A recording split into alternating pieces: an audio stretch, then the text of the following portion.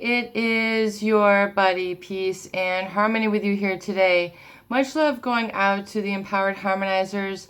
And before we get started, I want to give a huge shout out to those of you who have recently donated to the channel. Thank you so much for your support and your generosity.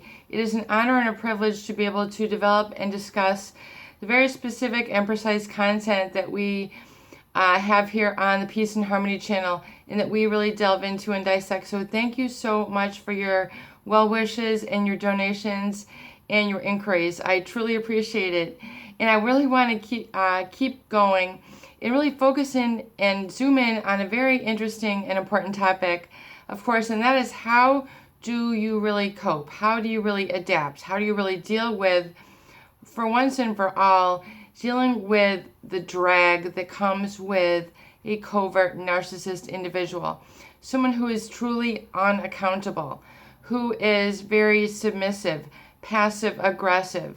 How do you deal with this passive aggressive nature, the avoidance tendencies that this person seems to cling to no matter what you do? How do you put an end to it? How do you deal with it? How do you get over the hurdle and really plow through this very difficult block? And the block can be really part of their personality in general. So it's not, I forgot to do that, or, I had overlooked that and I apologize. It's a pervasive characteristic or personality with a covert narcissist, and that is the passive aggressive side, where what you see is not what you get.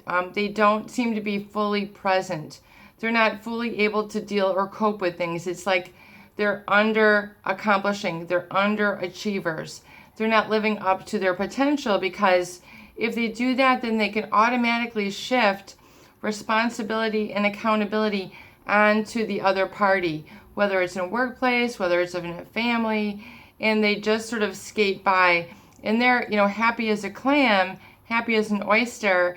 They have no complaints. They have no issues, because they are very reserved and reticent, and oftentimes very retiring to do the things that are very important. Accountability such as communication, such as physical chores, such as dealing with certain things like retirement or raising the children, speaking up on religion.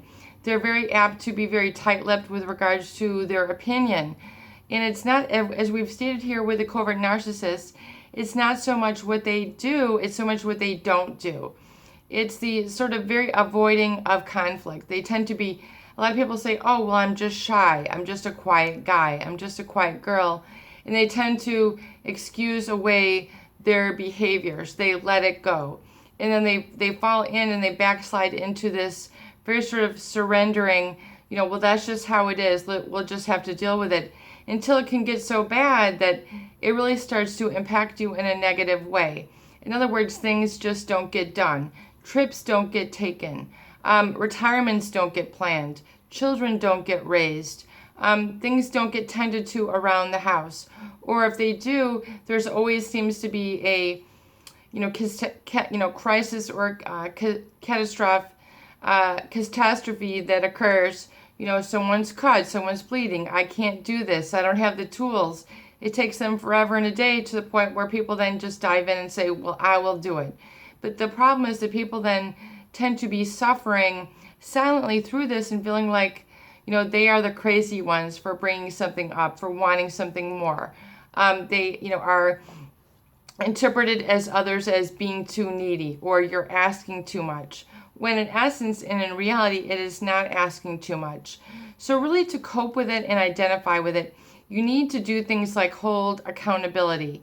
You need to have discussions which are set up specifically to look at and dissect and dissolve the issues. So, for example, if they tend to be very avoidant in their covert narcissism, in other words, their life gets planned for, but everybody else's doesn't. In other words, they're okay. Well, why aren't you okay? And they're failing to see or acknowledge, because of their lack of empathy, they're failing to see the burden that they are casting onto others, and aren't able to, really take on what they really should.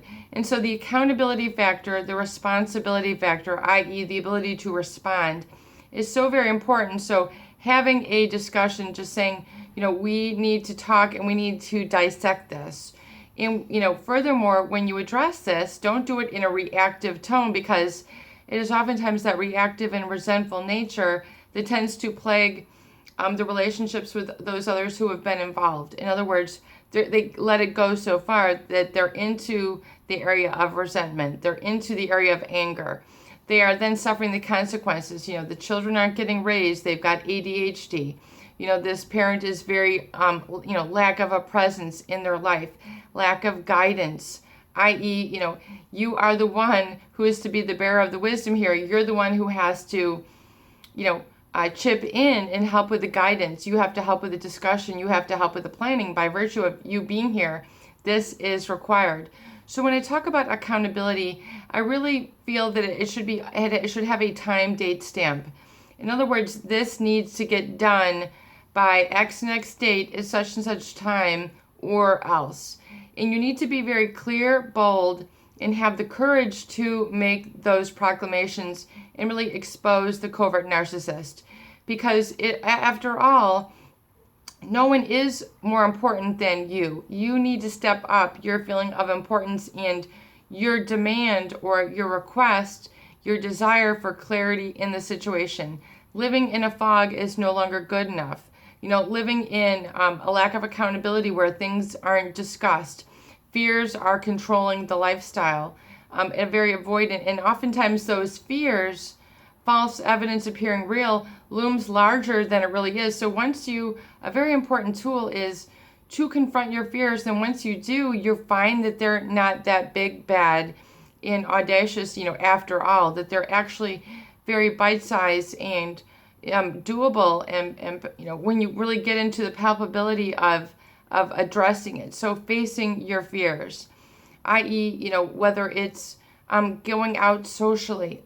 This person is, a drag. They're dragging their heels. They don't ever speak up. You feel like you have to constantly support them. Well, then these are the things that you need to address and do a time date stamp. And you can say, and then as a result of, so have a consequence. Having a time date stamp and a consequence.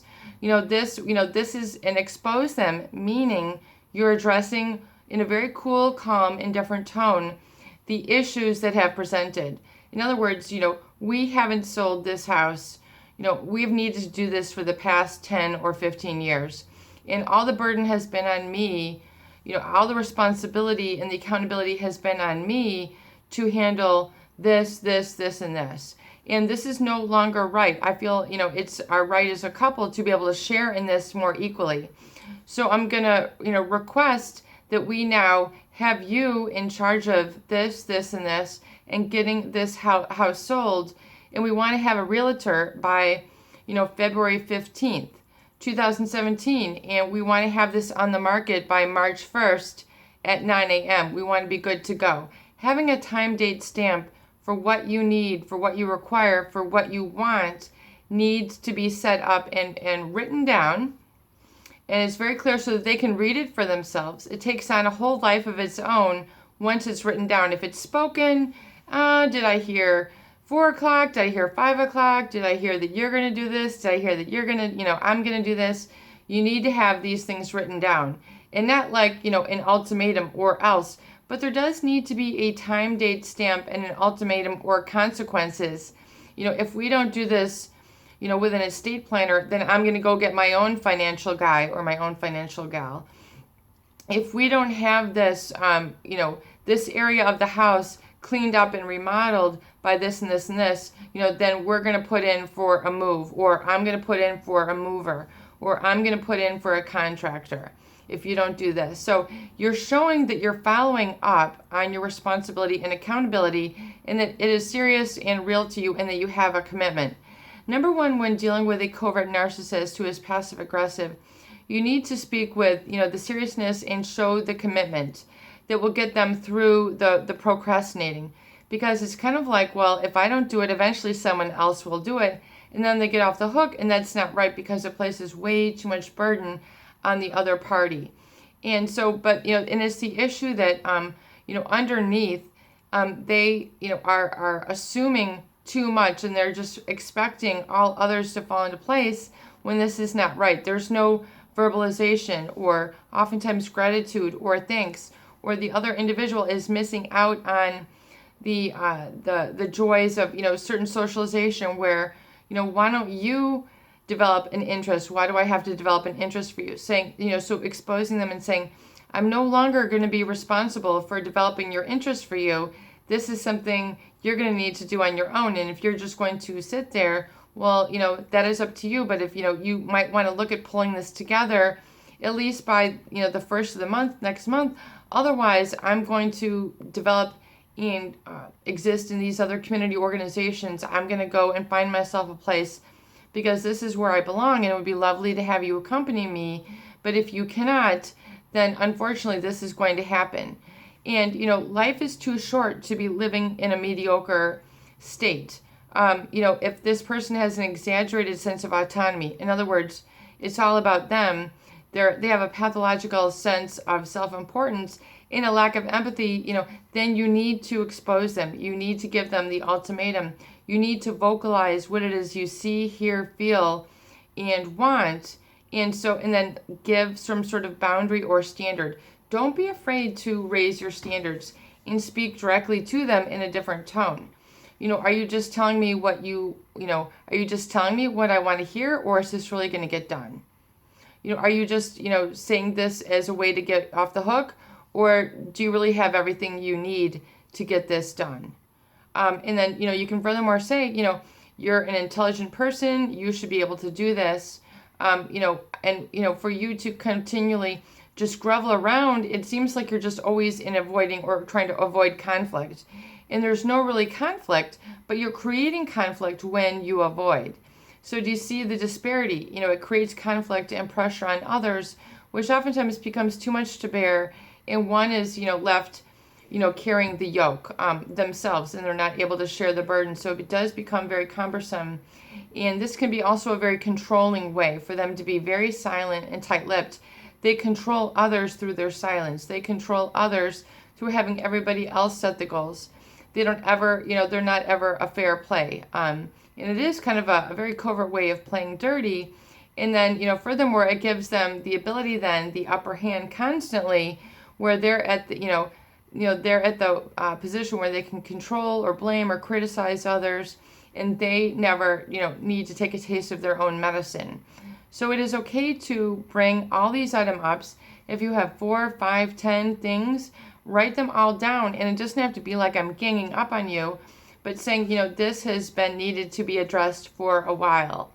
You know as well as I know that this needs to be addressed. So I'm going to put some strategy onto this so we can actually get this done. And then having things in the kitchen like a whiteboard, having a strategy list. Don't call it a to-do list if this person tends to be very passive. Let's call it a strategy list. So with the results right there, and then the breaking down of the A, B, C, and D to get it done, and then erase it off, and then furthermore have them very interactive with this and get their input. In other words, what do you need to get this done? Let's write it down here. What kind of time do you think you'll need to get this done? What is a realistic time frame? Being realistic and having them write these things in, and then also erasing as they get done. And then just, get in a tool, use the whiteboard.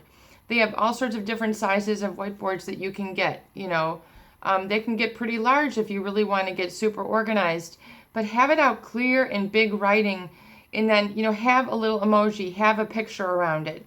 Put in something pleasant, draw a little picture of a smiley face, or, a garden or a house, or draw a little bit of artistic, individuality into your strategy list so that it's very pleasant and it's priming your subconscious for the fulfillment of it in a state of ease and not dis-ease, because it's the passive aggressive, it's just a matter of when, they will lash out, and then but you've made yourself vulnerable. You've lowered your standards so much that you've made yourself vulnerable. So it's time to erect the boundaries, raise the standards, speak from the I am, and speak very clearly in 5 to 15 words what you need to get done.